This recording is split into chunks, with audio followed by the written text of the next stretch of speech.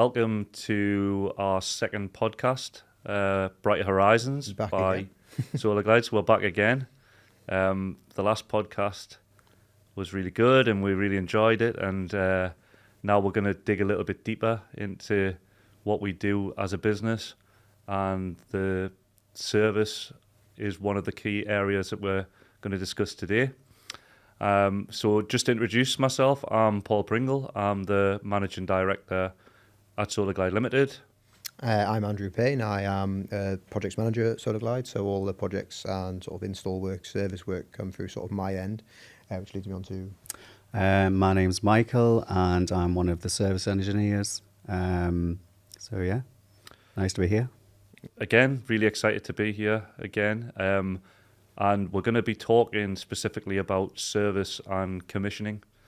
Now, as those who have watched the first podcast will know, we're a marine blinds company. We supply window wipers, films, and anything to do with a window for a ship or a yacht. And not only do we manufacture, but we also provide a service. Mm-hmm. So that involves a lot of key areas. Andrew, do you want to kind of explain that a bit in more detail? Yeah, sure. So there's sort of multiple strands to service work. So the first one I would probably start off with is the survey. So what we will do is come on board and measure windows, check areas of install, and basically go on board making sure that our screens can fit into the area of install, our blinds can fit in the area of install, liaise with the client and sort of find out anything related to that. We also offer the install work itself, which is where we go on board and physically install the finished blinds to the vessel itself. We offer commissioning service, which is a service where we look into the best way to sort of describe commissioning, I guess, is sort of ensuring that the blinds match up to the client's expectations and are installed to the best standard on board. And then final one for me, I'd also say it's more of a sort of extra we offer to special agents and special clients, but we also offer training sometimes, where we offer to certain companies or certain key clients training their crew on how to install our screens as well, so that they can do things like that themselves as well. That's good if they've got multiple ships that are being installed. Saves a lot of money then. Exactly. Yeah. So there's sort of, what was that, 4 strands there to service work, I guess. Yeah. And I guess in this podcast we'll go into each and every one of them and discuss in more depth sort of what can be offered. So yeah. Yeah. So in terms of service, we're not just bound to the UK. We ship our service team all over the world. So wherever a ship could be is a potential area where we can send our team to. So just to give you a list of a few places that we've been to recently, we've been to Turkey recently. Mm-hmm. We've been to the United States. Done a lot of work there because of the cruise industry. We also do a lot within the UK, up in Aberdeen, Scotland, and various places that are very maritime heavy. So we do that, and our teams, they do get to do a fair bit of travelling, and it comes as part of the job. So we've got Mikey here today, who is our head service engineer. Yes. Our team's quite big in terms of the guys we've got available to install our equipment and do the commissioning. But do you want to just give us a kind of insight into how you prepare for a service job? And we have them. We have at least 4 or 5 every month now, don't we? So it's really building. Yeah. So obviously Andrew's our man who tries and gets us to the closest place to the vessel as possible. And then we do a lot of trade. If it's in the UK, a lot of driving. I tend to like the ones that's abroad in the sun. So yeah, I get excited when we get them ones. But yeah, travelled all over. And then basically, coming up to if it's cruise liners, tugboats, you name it, whatever's on the sea that we do. I do from window film, fitting blinds, So you're a specialist not only in fitting blinds but also for fitting window film. But window film as well. Yeah, and the window film side of it, it's not as easy as people think, is it? No, it's not straightforward. No. So it takes a lot of skill and a lot of patience to do. That's right, isn't it? Yeah, it is. Yeah. Yeah, so you've recently done a job for some tugboats, a series of tugboats. Yeah. How did you find that? What were the difficulties that you found when you were doing them? So with tugboats, because they're so small on the bridge windows, there's not much room you can move around in. You've got to climb on Obviously, like the desks and things like that. Sometimes there's little like cracks at the window where you've got to climb into. Yeah, so I can imagine you don't want to touch anything and hit any you've buttons. You've got to be so careful. I've done it before where I have touched a few alarms and they've gone off, and and the men on board have run up, seeing what we've touched. So yeah, that's happened a few times. Do you cut the film before you go on board, or do you do it out there and then? What's the sort of procedure there? Well, it depends on about how big the windows are. If it's small ones, then we tend to get them cut before we go down, and then it's just simple as cleaning the windows, checking for any marks or any scratches or anything like that. Then they can go straight on. But if it's big windows, like big windows, then we have to cut while we're there. So obviously that's when we use the guillotine and stuff while we're there. But yeah. And awkward shapes. Shapes, yeah. Tugboats in particular. Yeah. They love an awkward shape. So sometimes you might actually overcut a size and then trim it down on site just to make you've got a rough draft, but to sort of cut it and trim it down on site. So yeah. Well, especially when you've got the windows on the roof, they're always angled. So when I'm trying to apply, it does your back in because you've got to like bend back so much. And plus obviously squeezing it. So do you think it's a lot to do with teamwork when you're on board as well? Yeah. Because we tend to send more than one person on each job, just to make sure there is enough people to do all the things that are required on board. Mm-hmm. Is there anything that kind of you have to do as well as getting your service engineer on board? What about getting the goods there? Do you take it with you, or do you? That's a huge one. I think it's overlooked sometimes. Particularly in maritime, our targets are moving.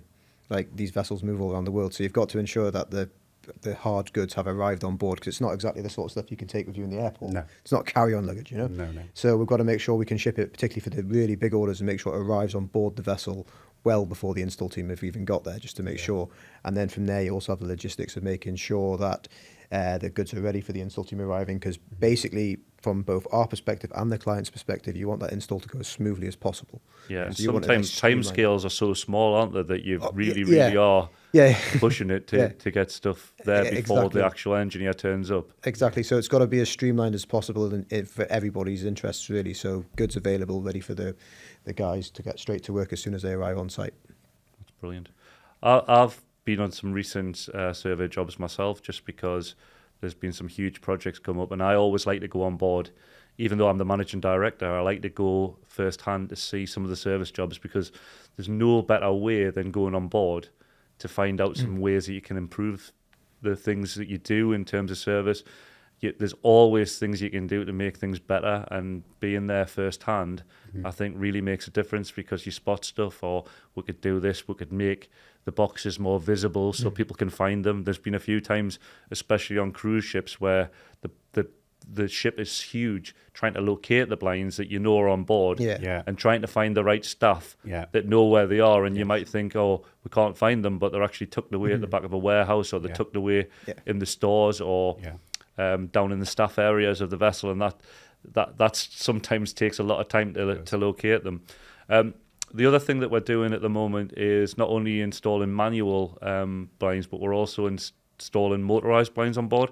Andrew, do you want to just give a little bit of a rundown as to how we go about that? Because it's not as straightforward, is it? Yeah, so for motorized, we do two different types, essentially a battery operated type and a hardwired type. But for the context of this podcast, the hardwired one, so as in it's physically wired into the vessel's mains, it's a lot more, not a tricky install, but the service engineers get the blind installed up to a point. But once they're on, it has to be the vessel's electrician who makes that final connection between the ship's mains and the blind itself, and that's what will power the blind. So we always need to make sure that we advise the client that, look, your electrician needs to be available to make that final connection between us and the blind. And then from there, we also need to make sure the electrician is aware of that and on board and ready for us at the point of install. So as you guys all know, particularly from your some of your trips recently, sometimes finding the electrician is a bit more fun than you can arrange it so far, but we tend to have maybe one or two electricians on board, and if you're on a cruise ship that takes 6,000 people, you can imagine they're quite busy with stuff going wrong elsewhere on the vessel, so you've got to pin them down, and that can be the tricky part. The other thing is, from our point of view as service engineers, our guys are are fully qualified to do safety checks as well, because we do have to get the electricity turned off on the bridge area or the area that we're installing the equipment to, and it's really essential that we take all the precautions we can to make sure that power is actually turned off. So we train our team just to make sure that that's done. So we have to do them initial checks before we do any kind of work, and it's always better to get the electrician on board to do that, just to make sure it's done and to make sure that it's been tested to have no power there. So when you're working in that area, you can fit the blinds knowing that you're not going to have any problems. Yeah, absolutely. So service and commissioning are key to what we do at Solarglide now, and that's just part of the service that we offer. So we not only survey, we manufacture the goods, we get the goods shipped to the vessel if needs be, or our engineers take them with them depending on the circumstances. Scope, and then we provide a service where we install. A lot of our customers don't take that up, but they fit them themselves, so the crew on board may fit them while they have downtime. But again, some crew might not feel confident enough to do that, so we've always got that element available if needed. And then we commission it and we give training if necessary to the crew on board the wheelhouse or wherever we're fitting the blinds to. So it's a complete key turn service that we're providing.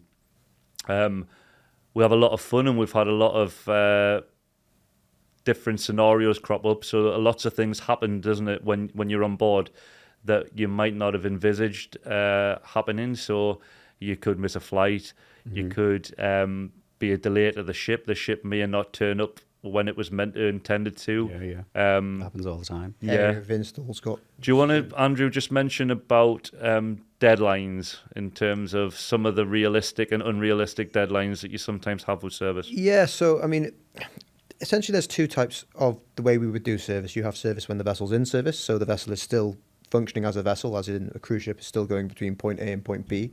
And then there's a service work when it's in dry dock.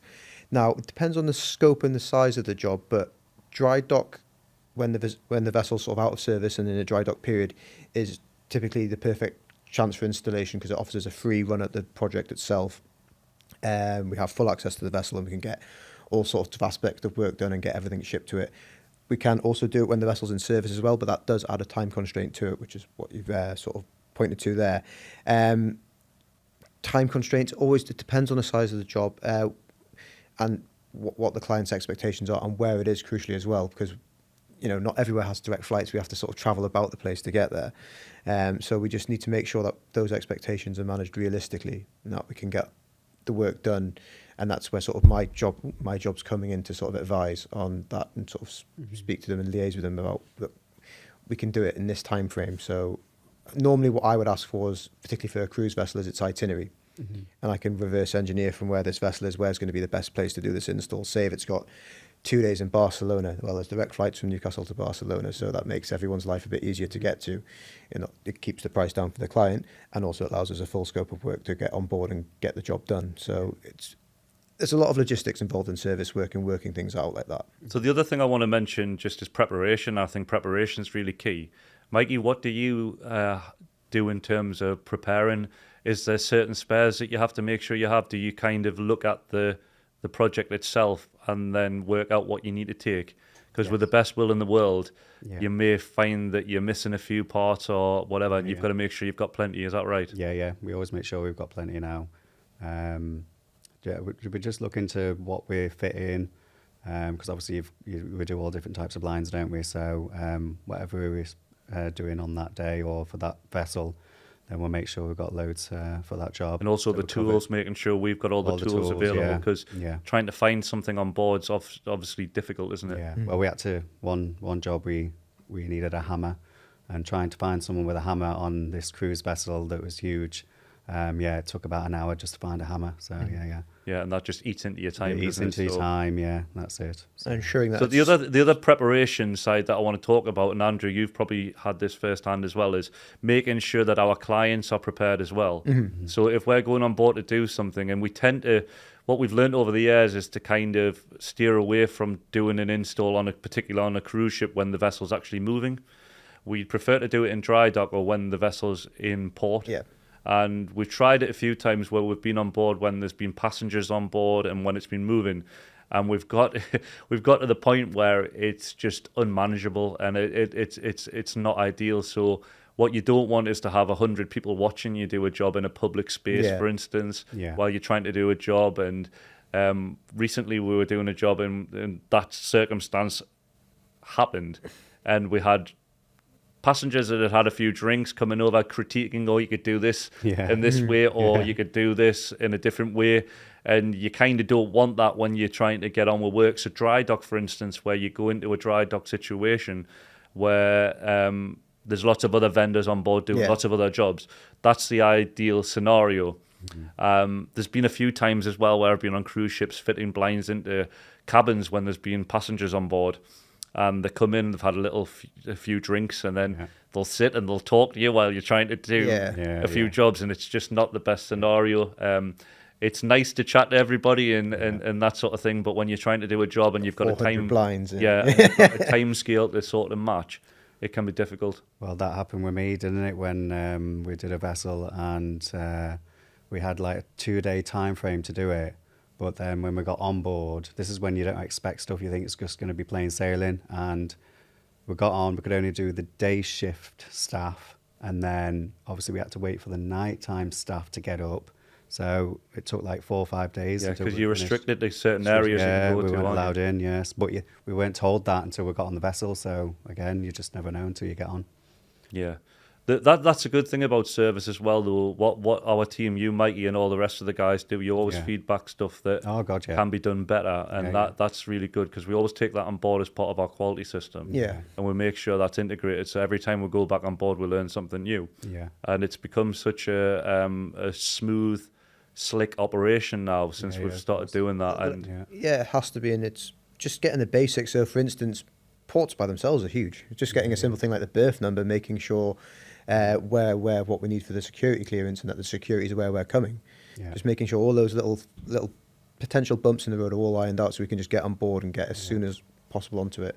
I mean, one of the ferries we work with locally, we have an arrangement where we leave our van outside and we just walk on with our equipment because it's so much easier and gives us a much bigger scope to do the work. So obviously that's got a very finite amount of time it's in dock for. So we have to kind of make sure we can maximise our time on board, and that applies to sort of all service jobs. Really, it is all effectively a massive balancing act of making sure you have the most amount of time on board to get this job done. Time is critical, isn't it? Exactly. Time is key in all of our service work. So we as an organisation have to be very organised before we even send our team out to make sure we've got enough time. And if we haven't got enough time, we need to be upfront and honest with our clients.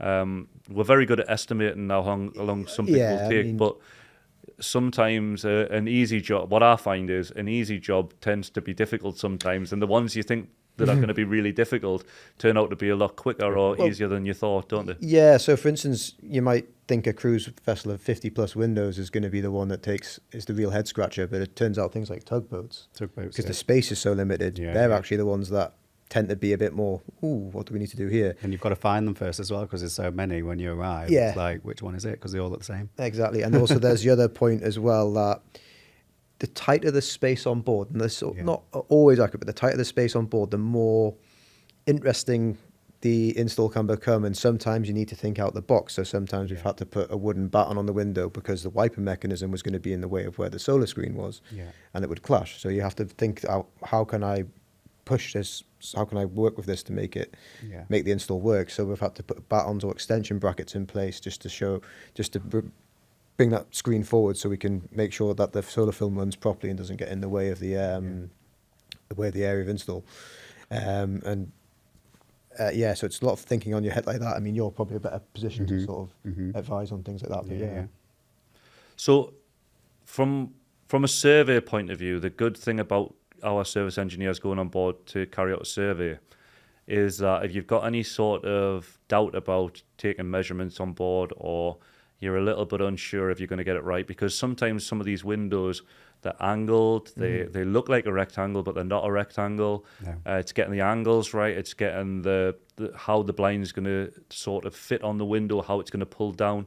all these things have to be considered, and it takes away the pain when one of our engineers goes on board, because our guys have been doing it for many, many years. They've got the skill and the knowledge, and it also gives you the assurance that you're going to get blinds that fit first time, because there's nothing worse than getting a lot of blinds or a ship set of blinds on board that don't fit. And we've had that before with customers that decide to do it themselves. And we feel their pain, and we always try our best to kind of rectify that issue if that ever occurs. But we always say that if there is any doubt, get our service engineer on board. It's a lot cheaper in the long run. So that's really critical as well. Our service engineers are always learning new skills as well. So a lot of our service engineers have got the capability of doing electrics and motorization and connecting our blinds up to the mains, but we don't do it for the purpose that on a ship it should be done by the electrician on board, because they understand the ship from top to bottom, and it's better that that's done by the client. So there's elements of the service work that we don't actually carry out, but there's elements of it that we'll take it up to a point where we can hand it over to them guys, and then they can check it. Now, in terms of motorization, just quickly, we can test all motorization before we actually link it up to the power, just to make sure that it's working. So when we're happy that all of the blinds on board are working, then we can then hand that over to the client. So every time we do a service job, when everything's complete, we'll speak to the superintendent on board or the project manager and make sure that's signed off and that they're happy with that. And the other thing that we kind of do is we don't leave the place in a mess either. No. We tidy everything up. Always clean up. Yeah, we take miniature hoovers, we take everything. We take bin bags, we make sure everything's taken, and we take that down to the recycling on board the ship, or we take it off the ship with us. Yeah. So it's a really good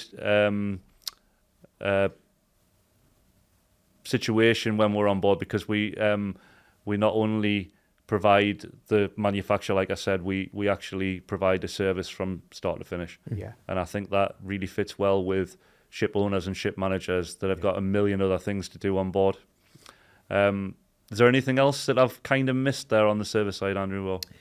I mean, we give sort of technical explanations as well. So, for instance, in the case of Motorized, you get a remote, and we can work, and we can show you how to arrange your screen so that, you know, for instance, all the aft side open at once, or all the port side open at once, or all the front or the aft, or anything like that. So we can advise on sort of how to do that, or how crucially, which might come into when the lifespan of the vessel's considered, how to reset, so you can change and chop and change the channels and things like that. So we can advise on that. That kind of brings us on to just motorization. So just very quickly, because we're going to do a podcast completely different to this service podcast where we talk about motorization. But we, for our blinds in particular, we offer Ellard motors and Somfy motors, which are two well-known motor systems in the industry. Mm-hmm.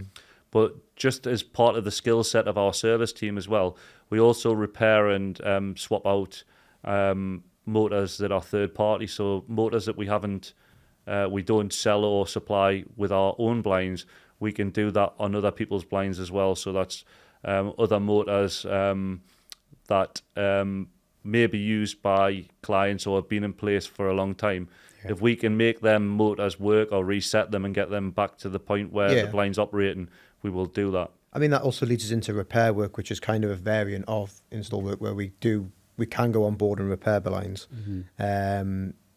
Typically, getting them back to the factory is also an avenue to go down, but sometimes the time isn't there, so we can go on board and do it. We can go on board and replace solar film if the conditions are right for us. So that's another aspect that we have looked at as well. Brilliant. Well, thanks for tuning in to our latest podcast. You can follow us on all the socials. Click to subscribe, and we look forward to you joining us next time for our third podcast. Thank you. Thank you. Thank you.